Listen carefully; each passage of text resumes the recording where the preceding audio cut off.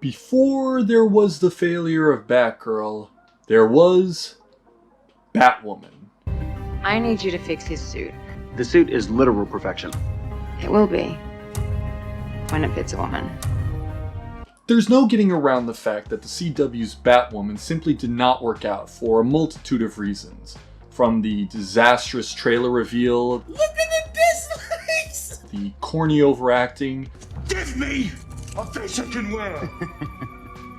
That's good. the lead actress leaving the show after just one season, all culminating with its cancellation after 1.5 more disastrous ones. New Batwoman. All of that smothered with a thick smog of wokeness which sanctified homos over heroes, and you get a show that, by all accounts, should have failed much earlier. There's bravery, and then there's real bravery. But what if the show was good? Or at least, okay. What if it wasn't so toxic and condescending to fans of the Batman mythos? What if it was written by someone who actually likes Batman? Like me. After hearing the news of the cancelled Batgirl movie, I decided to actually binge watch the entire show, all 2.5 seasons, minus the tie-in to Crisis on Infinite Earths. And after ruminating on it for a while, I think I can recreate the original show's pilot episode into something that would reflect a much more fun, engaging, and dare I say, inclusive show of, normal people.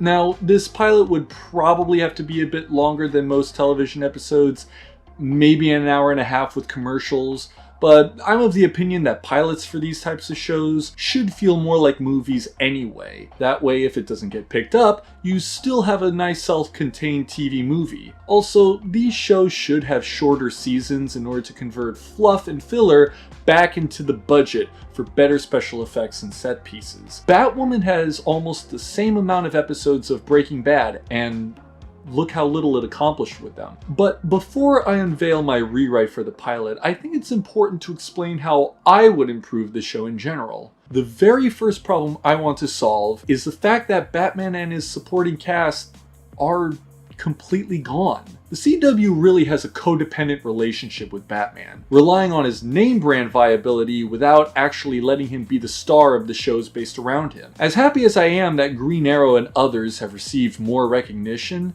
the complete absence of Batman from the entire Arrowverse, along with other shows like Smallville, Birds of Prey, and the recent Gotham Knights show, all point to a network that willingly embraces the Bat embargo to an absurd degree. Gotham at least had Bruce Wayne as a main character, but I hesitate to count it because he doesn't show up as Batman until the very last moment of the entire show. I have zero faith that the showrunners at the CW had any real plans to have Batman return in either this or any show set in the Arrowverse. Which sucks because I actually really like the actor they brought on to play Bruce Wayne. So in my version, not only do I want Batman to be a part of the setting and story, but a main character from the get-go. He's going to be on screen and in person.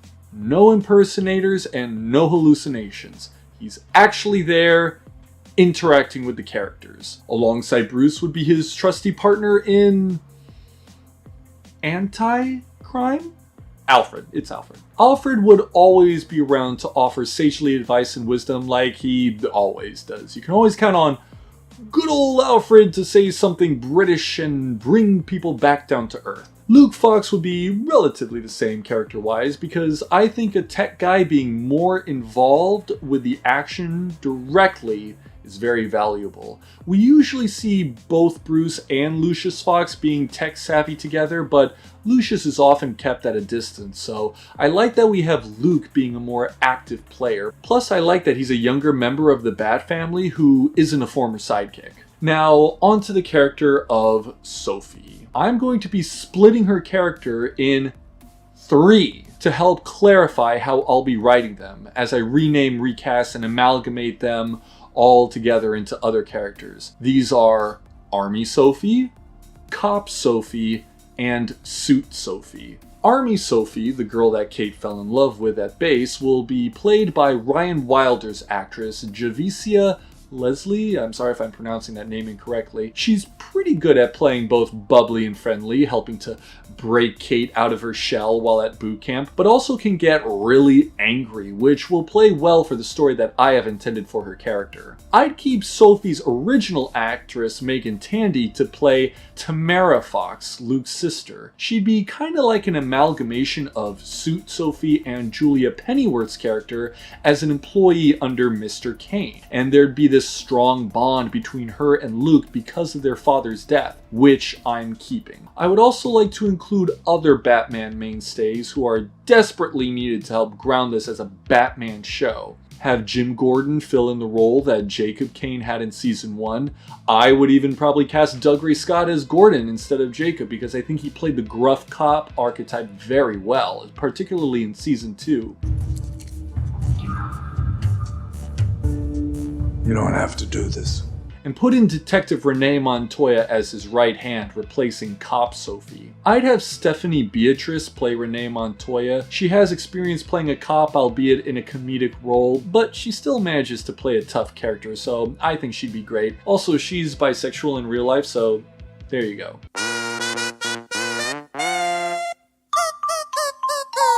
Whoever played Stephanie Brown would instead be Barbara Gordon. I don't know why she wasn't in this considering how she's a redhead, but whatever. And Julie Pennyworth's actress, Christina Wolf, would play Catwoman, because I think it would be really awesome to have Catwoman be sort of a foil both to Batman and Batwoman. But before we get too into the weeds for all the side characters, I first want to talk about what I want for our main protagonist, Kate.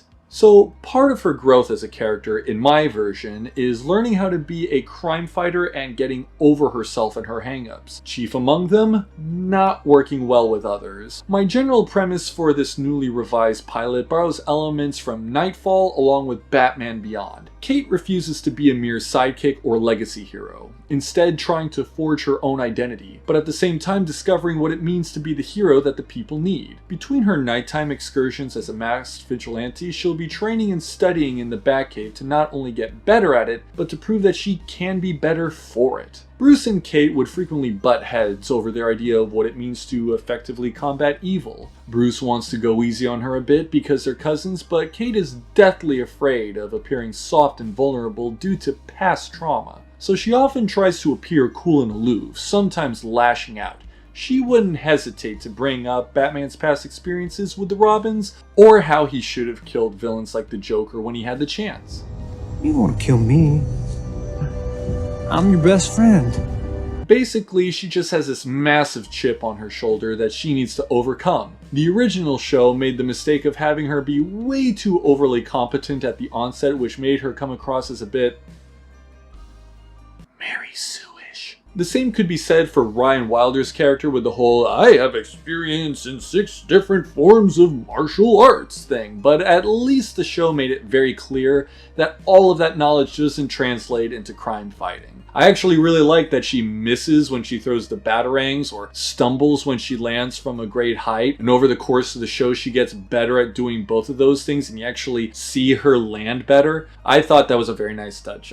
I'm a sucker for little tiny details like that, what can I say? So all that stuff that helps make a character relatable and endearing to the audience will be kept in. We'd also have moments of Kate dealing with things like imposter syndrome as well as PTSD from a previous trauma I previously mentioned, to make it that much more satisfying to watch her grow into the role of the more confident and collected Scarlet Knight. Now, when it comes to villains, Batwoman actually has a fair amount of unique entries in her rogues gallery, including a number of ones based around urban legends, which I think is rather cool. However, I think it would be beneficial to incorporate a handful of famous Batman villains as well. While that might seem like an easy and cheap way to prop up Kate's profile, there is one major benefit. Because the show takes place well into Batman's career, you can have all the villains show up already fully formed.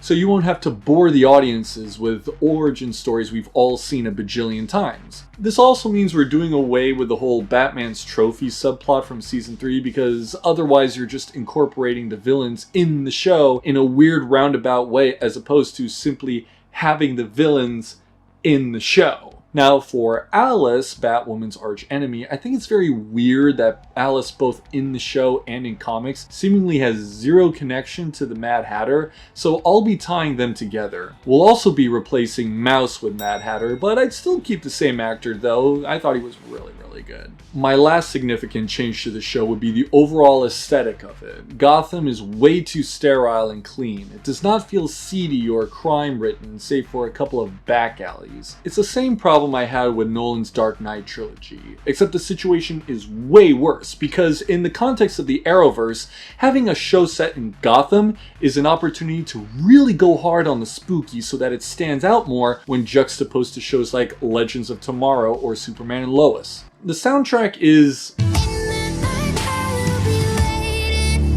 not helping matters at all. There are these odd synth sounds in a lot of the original tracks which totally took me out of the scene. Oh, I'm really missing my batsuit right now. Oh my god.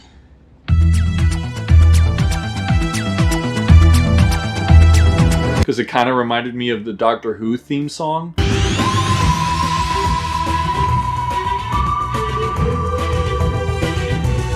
On top of that, you have at least 3 or 4 of these moody dark pop songs per episode that, again, took me out because the lyrics would often be played during dialogue scenes. Okay, they found her.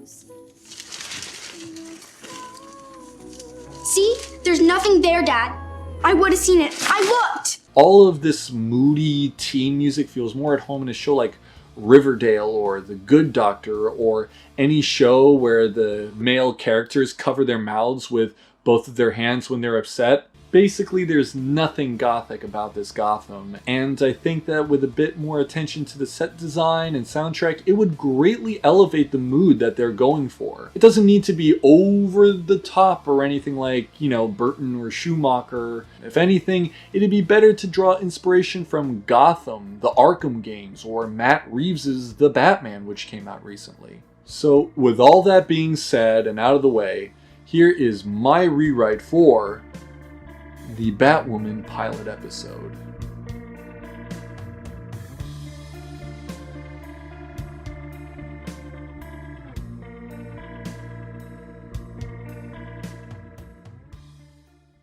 We open with a shot of the Gotham City skyline with some typical Batman-style orchestrals. The camera takes us over an industrial district during the dead of night. Suddenly, the silhouette of a pointy-eared man appears in front of the camera, only to then be revealed as some kind of thug in a rabbit mask.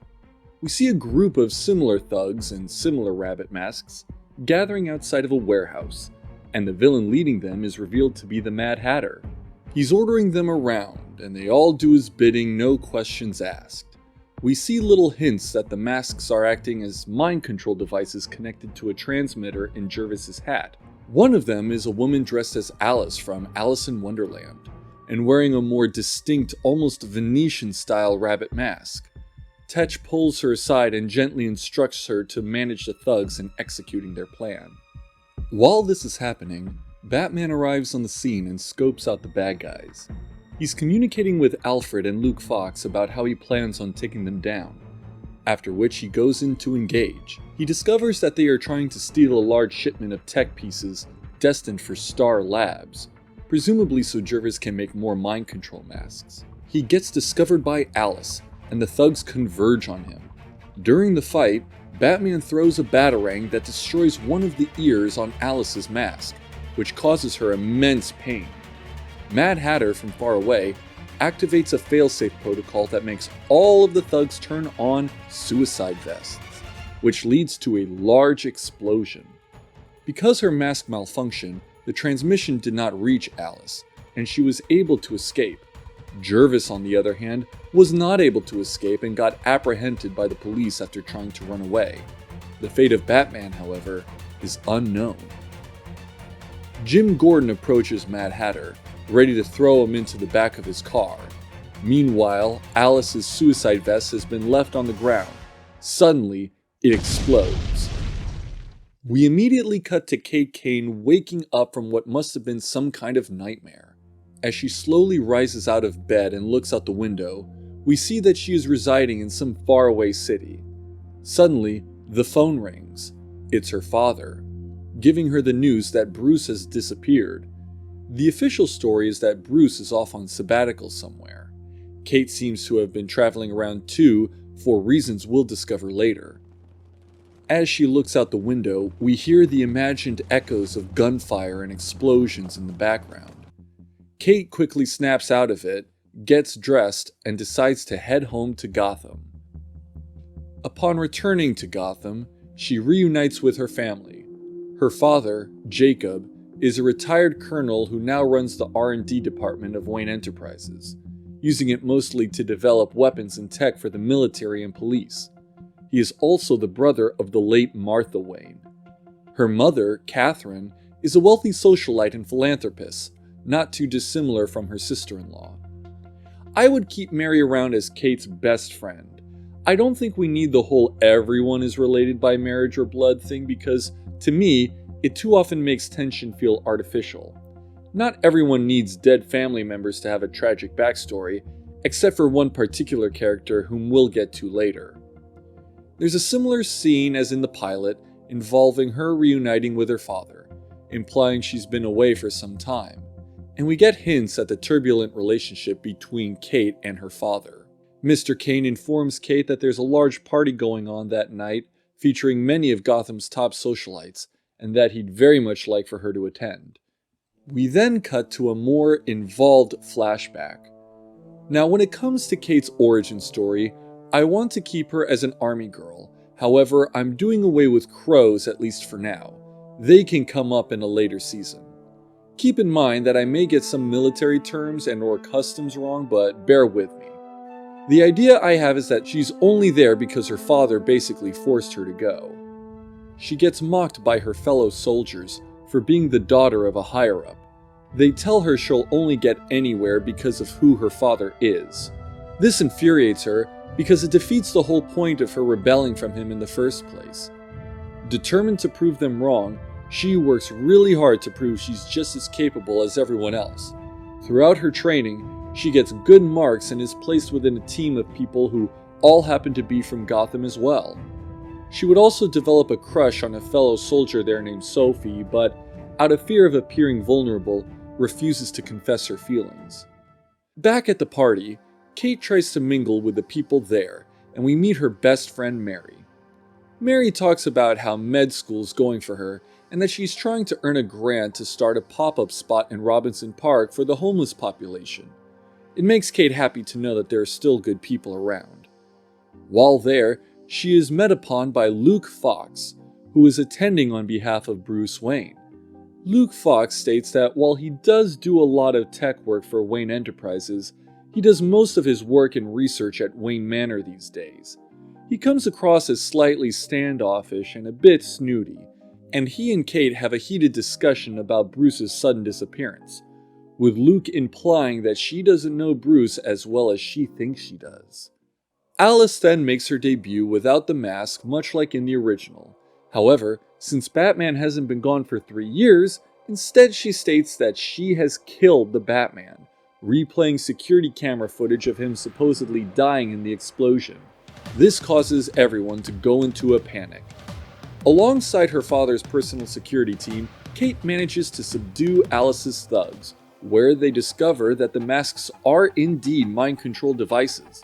However, Kate's father was not happy that she threw herself into harm's way like that. The next day, Kate decides to go to Wayne Manor, hoping to find some potential answers as to Bruce's disappearance, figuring Luke Fox will know some things. The place is locked, so she sneaks in and looks around, glowing with nostalgia. Just then, she suddenly meets Alfred, who mistakes her at first for a burglar of some kind. But after some catching up, Kate discovers the existence of the Batcave and thus deduces that Bruce is Batman. She also discovers that Bruce is alive, though greatly injured and left in a coma from the explosion, being taken care of by both Alfred and Luke Fox. It is then and there that she decides to take on the mantle of the Caped Crusader in Bruce's absence. Kate decides to start fighting low-level thugs to make sure that nobody thinks that Batman is actually dead. However, once she actually is in the role of Batwoman, she quickly realizes that her military training is nowhere near the same as being a costume vigilante, and that it's much, much harder than it looks, ultimately relying too much on gadgets. The whole time she's communicating with Lucius Fox, who's sort of training her in real time, albeit with a bit of an attitude. After a couple of dead ends, Kate decides to talk to Mad Hatter over at Arkham Asylum, hoping to pick his brain about Alice's whereabouts, where she could be hiding, or what she would be up to. While he claims that he's since lost contact with Alice, Mad Hatter does divulge that he met her at a difficult time in her life, that she had been living on the street after the death of her foster parents, which she believed to be the fault of Batman. Kate is confused. After all, Batman doesn't kill. So Jervis recounts the tale of how it happened, with everything playing out the same as in the pilot, except with different people in the car.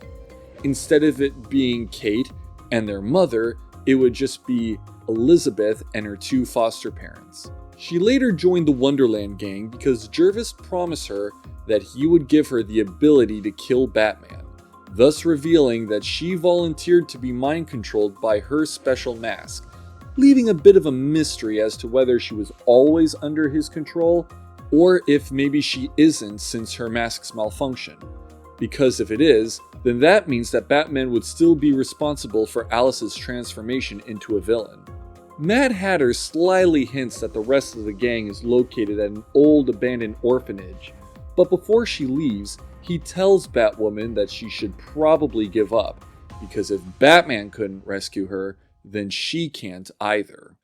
On our way to the orphanage, we get the final flashback of the episode. Kate now leads her team as they get deployed to the fictional country of Balia.